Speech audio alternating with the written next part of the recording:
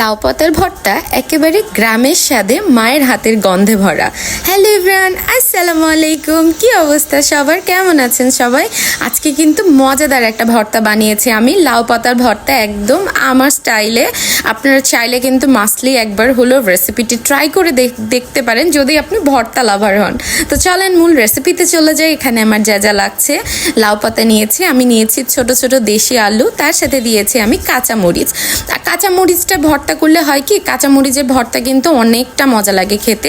আমি দিয়েছি সামান্য হলুদ আর সামান্য লবণ দিয়ে ঢাকনা দিয়ে বসিয়ে রেখেছিলাম। এই যে পানি বের হয়ে গিয়েছে, আমি কিন্তু খুব সামান্য পরিমাণ পানি দিয়েছিলাম, পানিটা শুকিয়ে গিয়েছে। আমি এইখানে দিয়ে দিয়েছি পেঁয়াজ আর রসুন আর সয়াবিন তেল দিয়ে এটা ভেজে নিয়েছি। এই যে আমার ভাজা কমপ্লিট।